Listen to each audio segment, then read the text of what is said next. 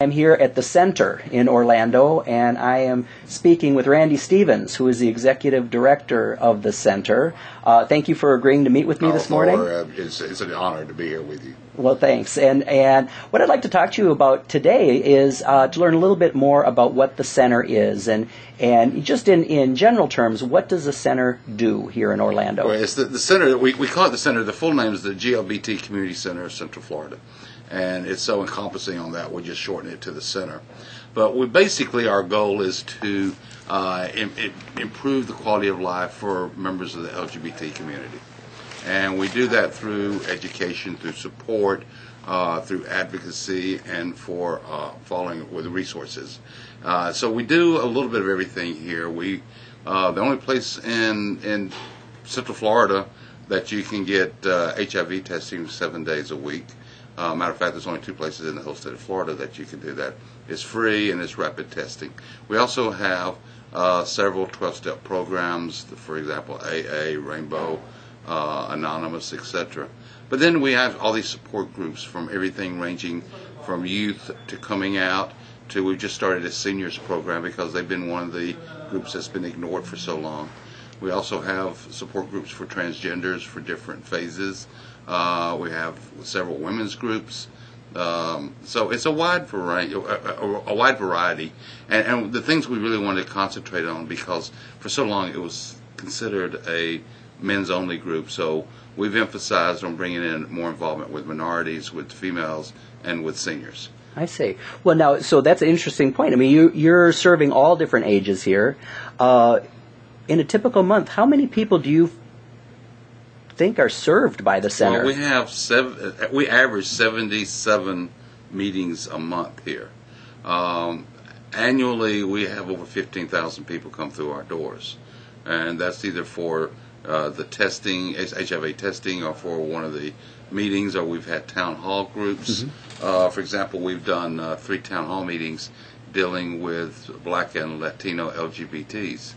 Again, it's an area that doesn't get a lot of concentration, and we emphasize the fact of the church's involvement with those communities because it's very, very important. We've had some of the ministers, especially from the Black community, come and speak, and trying to listen to their side, but also have them listen to our stories too.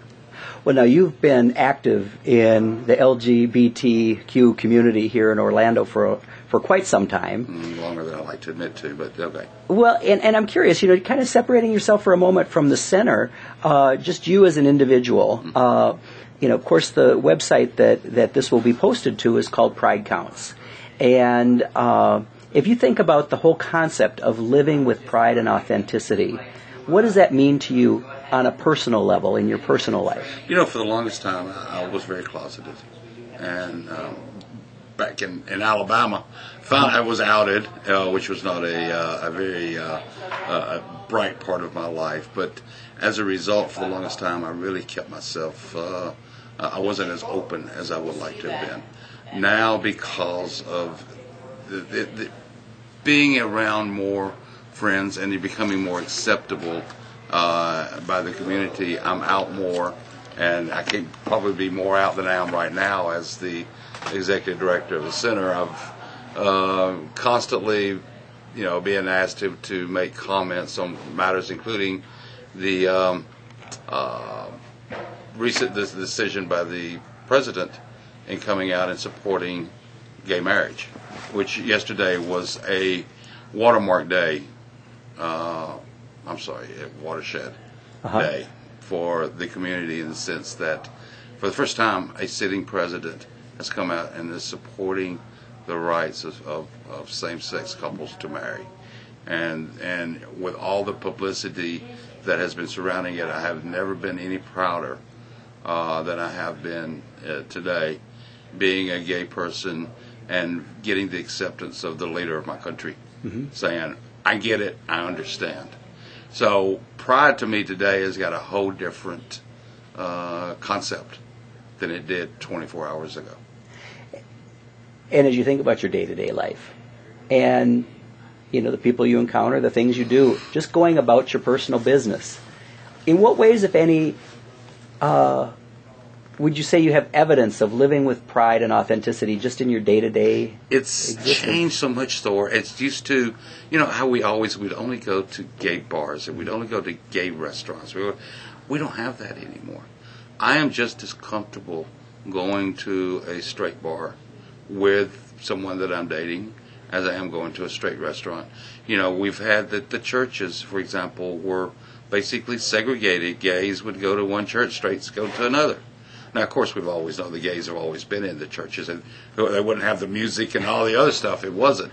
But I think what has happened is we're becoming more accepting of ourselves, and we're becoming out to our friends, our neighbors, our families, our co-workers, and as a result, there's more acceptance on that part. And now, I think what you're going to see in the next decade is a decline of gay-only places or events. I think it's probably going to hurt some of for example, Joy MCC has been having a decline in attendance because a lot of people now are more comfortable going to other churches. They never had that option before. It's the same way with different bars and restaurants here. They have other options now. We have other options. One of the services that you're providing here at the center is the HIV/AIDS testing 7 days a week, as you said.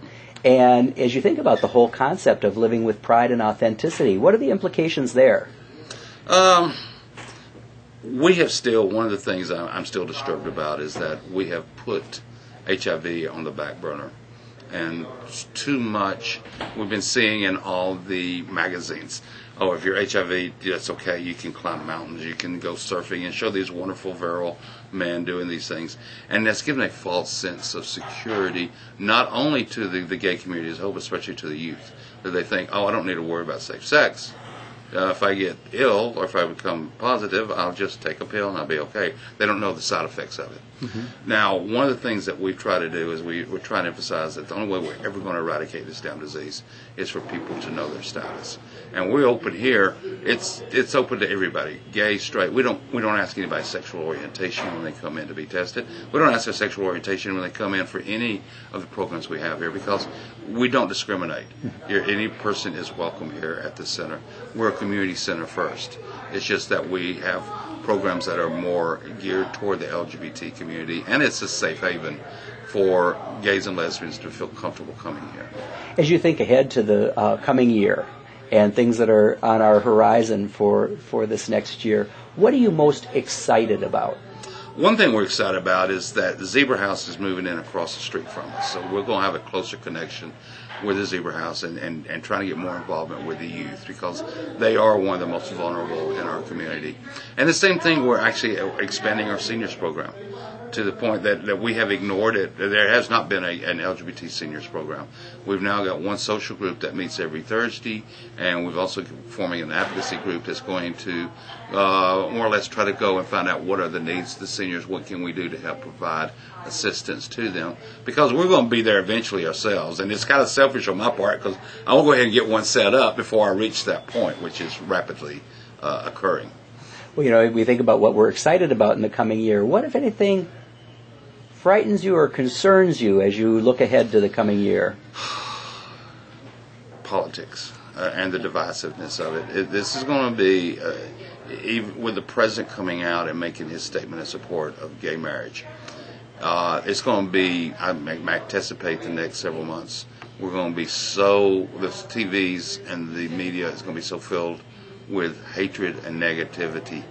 And a lot of it's probably going to be addressed toward the gay marriage issue.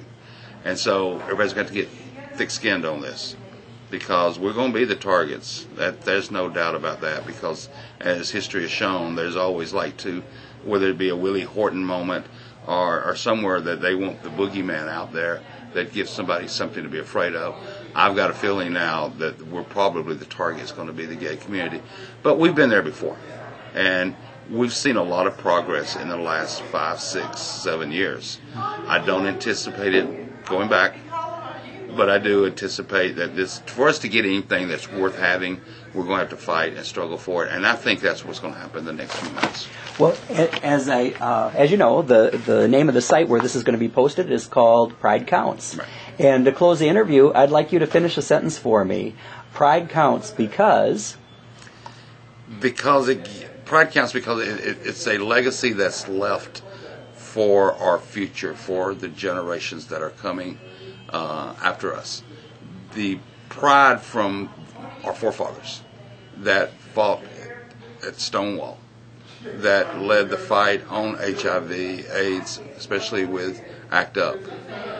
They left a legacy to us, and it was a result of their pride of who they were. Our job is to leave a legacy for our future generation, for the young ones coming up now, and let them know it's part of the program of It Gets Better.